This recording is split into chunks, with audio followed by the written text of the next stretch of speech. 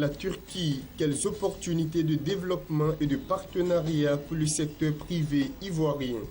C'est le thème du petit déjeuner qui a rassemblé à la maison de l'entreprise à Abidjan les opérateurs économiques et les diplomates de l'ambassade de la Turquie en Côte d'Ivoire. Cette rencontre a pour objectif de mobiliser le secteur privé ivoirien à effectuer le déplacement en Turquie pour participer au forum économique prévu le 27 mars à l'occasion de la visite du chef de l'État Alassane Ouattara.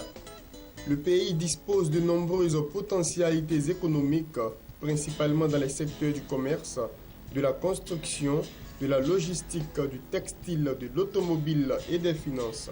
Les opérateurs ivoiriens sont donc invités à saisir les opportunités d'affaires à travers la signature de partenariats avec des entreprises turques. En Turquie, tout ça, ça peut être une inspiration.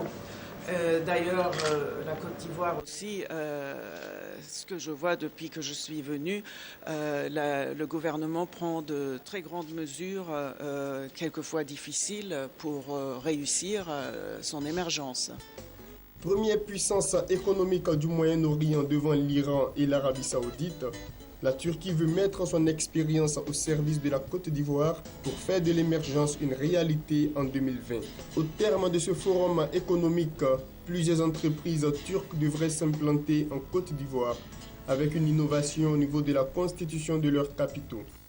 Ce que nous attendons de plus en plus, c'est ça. Des entreprises dont les capitaux sont majoritairement détenus par des Ivoiriens. Ce sont ces entreprises-là qui doivent se mettre en joint venture avec des entreprises étrangères qui arrivent. Il ne faut plus que des entreprises étrangères qu'on les laisse venir sans que les Ivoiriens eux-mêmes aient une part importante dans ces entreprises-là. C'est ce que nous recherchons.